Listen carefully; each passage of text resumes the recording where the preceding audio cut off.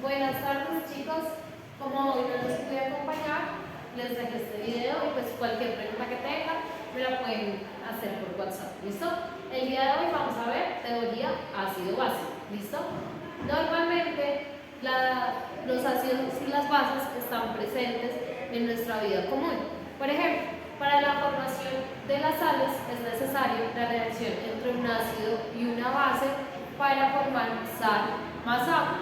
O también en las reacciones, ¿cierto?, de neutralización que sufre, por ejemplo, nuestro organismo al consumir alimentos. Por eso es indicado, ¿cierto?, por los médicos una dieta balanceada en donde tengamos alimentos presentes, ácidos, pero también básicos que nos ayuden a neutralizar el pH que necesita nuestro organismo. ¿Listo? Entonces vamos a empezar con los conceptos de ácido y de base. Entonces vamos a iniciar por lo que es un ácido. Entonces, los ácidos, ¿cierto?, contienen iones hidrógeno, mientras que las bases, iones hidrógeno, esos iones hidrógeno son H+, mientras que las bases contienen iones oxidrilos OH. ¿Listo? Esa es una de las características. Otra de las características es el sabor. ¿Listo? Los ácidos y las bases tienen un sabor característico. Las ácidos tienen un sabor agrio, mientras que las bases tienen un sabor amargo.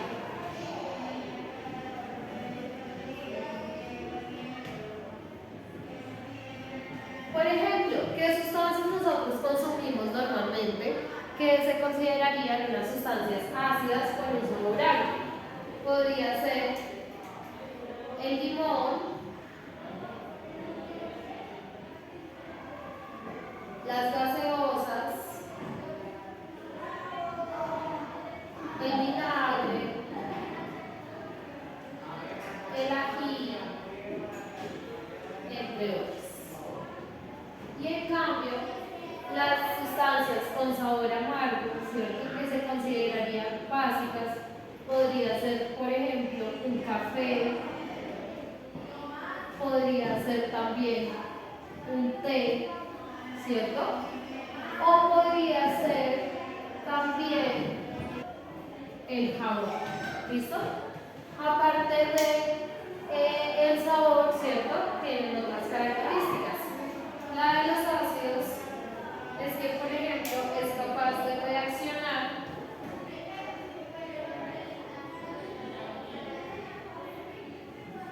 con metales del grupo 1 y 2, ¿cierto?, de la tabla periódica, que vendrían siendo metales alcalinos y metales alcalinos tercios, al igual que reacciona con los carbonatos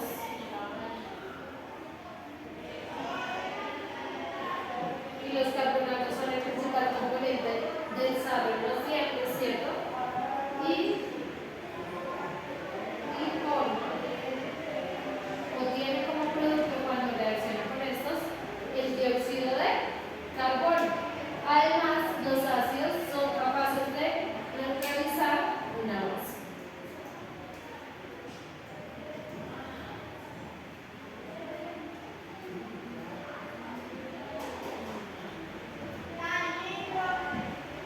Y acá, pues las bases son capaces también de neutralizar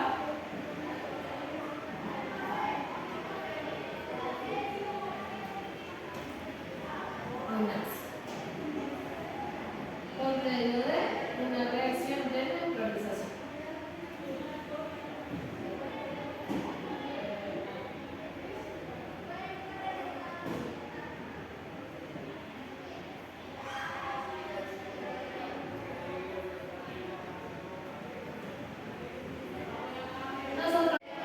Ahora, si nosotros queremos identificar en el laboratorio que cuál es, si la sustancia es ácida o si la sustancia es básica, vamos a usar unos indicadores, ¿listo?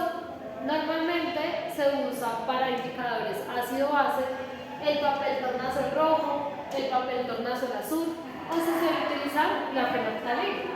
Por lo general, ¿cierto? La fenolftaleína es de color incoloro, ¿listo? Entonces, si yo creo en una prueba para un ácido o para una base,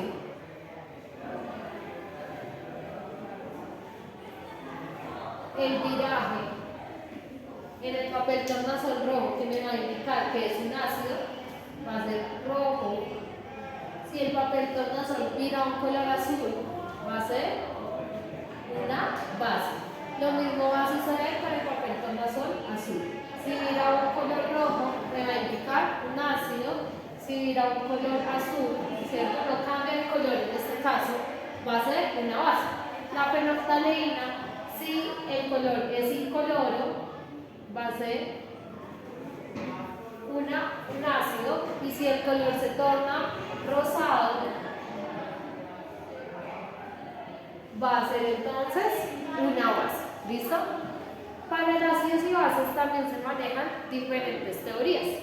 Tenemos 3 teorías.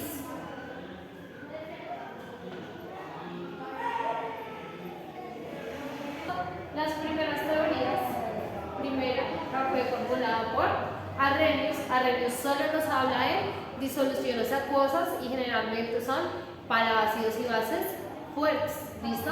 Luego, más adelante, la propuso Bronsted y Lowry, los dos en diferente año y además en diferente ciudad, ¿cierto?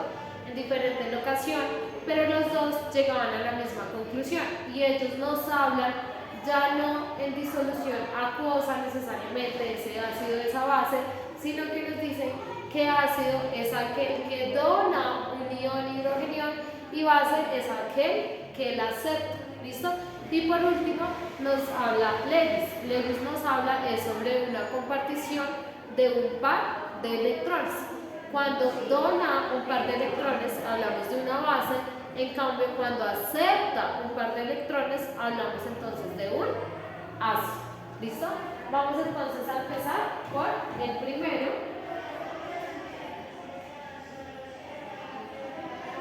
que es el de Arrhenius. ¿Listo? Entonces Arrhenius habla que acá las bases y los ácidos se disocian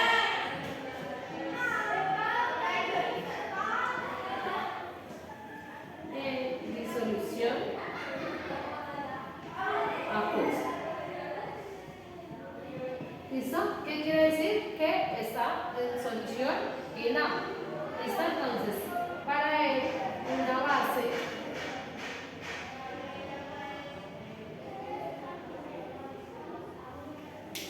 es aquella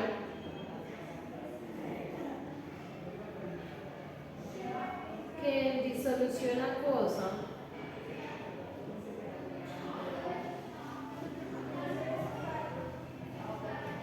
desprende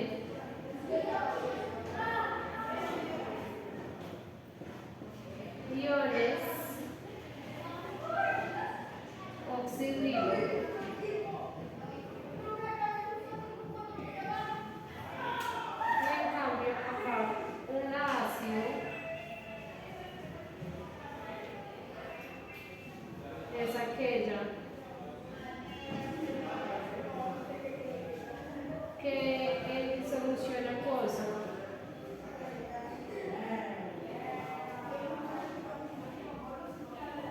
desprende iones hidrógeno.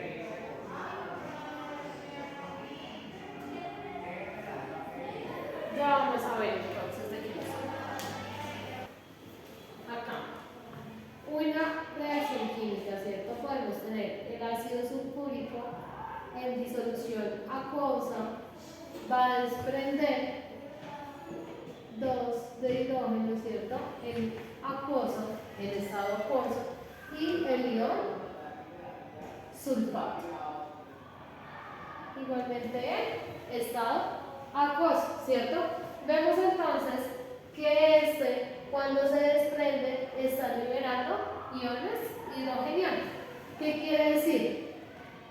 Que acá, como está liberando esos iones, está haciendo referencia que según Arrhenius, ¿cierto? Vendría siendo un ácido. Y vamos a ver entonces que sería una base, teniendo la siguiente reacción en disolución acuosa. O lo podemos poner así, o lo podemos poner NaOH más H2O. ¿Listo? No hay ningún inconveniente. Entonces, así lo tenemos y se desprende, ¿cierto? Sodio acuoso en este caso, más el ion oxidrilo también acuoso, ¿listo? Y como en disolución acuosa se está desprendiendo o separando en sus iones, ¿cierto? Quedando entonces como anión y como catión y como anión, ¿listo? Va a ser entonces acá una base según Arrhenius. Bueno, como hablamos de ácidos y bases fuertes, vamos a hacer un pequeño listado para reconocer cuáles serían esos ácidos y cuáles serían esas bases fuertes. ¿Listo? Entonces, entre los ácidos fuertes podemos tener el ácido sulfúrico, podemos tener el ácido fosfórico, podemos tener el ácido nítrico, podemos tener el ácido carbónico o podemos tener, por ejemplo, también el ácido permangánico,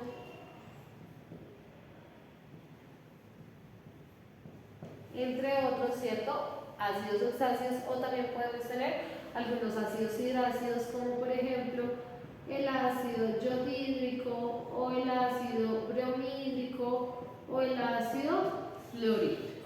En cambio, las bases fuertes son aquellas que se forman con los metales del grupo 1A y los del grupo 2A. ¿Listo? Que en la otra nomenclatura de la tabla periódica, según la IUPAC, sería 1 y 2. ¿Listo? ¿Cuáles podríamos tener en el 1A que son más comunes? Por ejemplo, el sodio, el litio, podemos tener también el francio o el cesio, ¿cierto? Entre los del grupo 2A podemos tener los más comunes que son con magnesio, con calcio, con berilio, puede ser también estroncio, ¿cierto? Y los demás metales del grupo 1 y del grupo 2.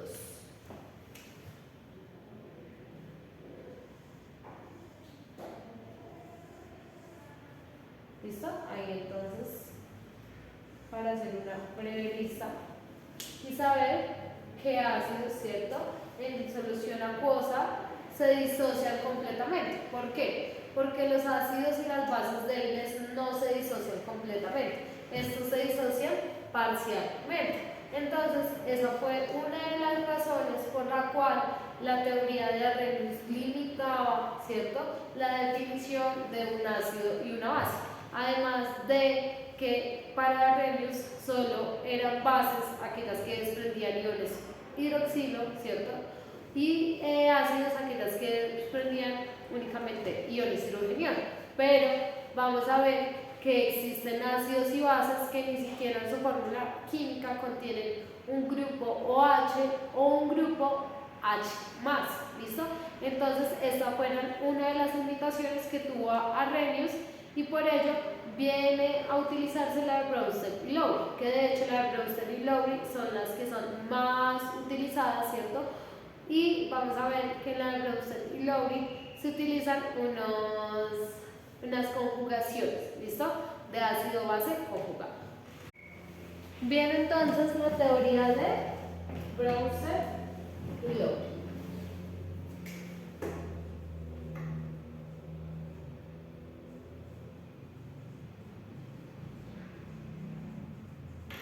¿Listo? Ellos nos hablan entonces, es que se da una reacción de protonación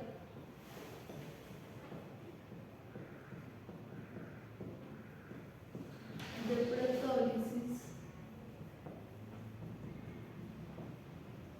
en donde se transfiere un protón H más. ¿Listo? Entonces, acá cambia. ¿Listo? Y ellos dicen entonces que una base es aquella que acepta un protón H más y en cambio un ácido es aquello que dona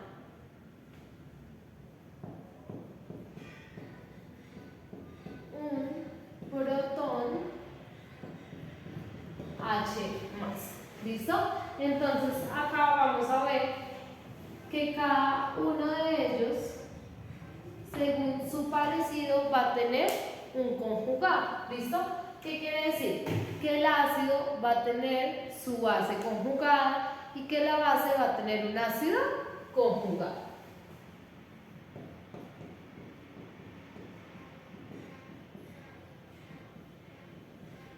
Al protonarse o desprotonarse, va a tener su respectivo conjugado. ¿Listo? Entonces, por ejemplo, en la reacción del amoníaco,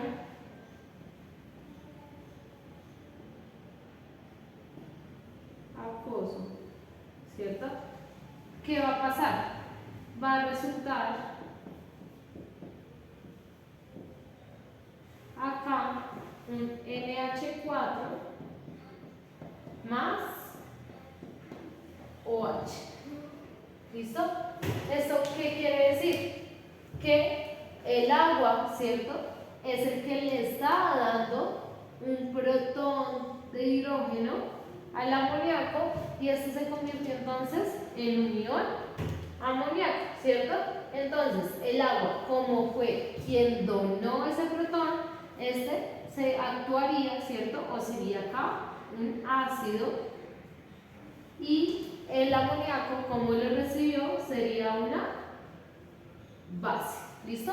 Se le puede denominar base 1, ¿cierto? O base y su ácido conjugado.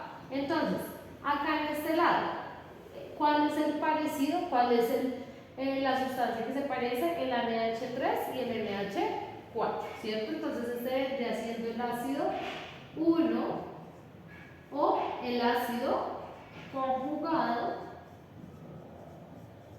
¿cierto? Y este vendría siendo la base 2, por lo tanto este sería el ácido 2, o este sería el ácido y este la base conjugada. ¿Listo? Ahora, vamos entonces con otro ejemplo. Acá, en este caso, que tuviéramos, por ejemplo, el HNO2 más A. Entonces este me quedaría como H3O más, ¿cierto? Más NO2. ¿Listo? En este caso, ¿quién está donando? Es el protón. Este protón lo está donando esta especie, ¿cierto? Por lo tanto, este vendría a ser el ácido y en este caso el agua estaría actuando como una base. ¿Listo? Vamos a ver cuáles son los parecidos. Entonces, este sería, si esta es una base, este sería el ácido conjugado o el ácido 1, ¿cierto? Y este sería entonces la base conjugar. Es muy importante, y acá en este ejemplo pudimos ver que el agua es una sustancia anfótera. ¿Por qué? Porque el agua tiene la capacidad, ¿cierto?, de trabajar como un ácido o como una base. ¿Listo? Cuando se tiene esa capacidad se le puede llamar anfótera o anfiprótica. Vamos a ver. El agua es una sustancia anfótera, ya que tiene la capacidad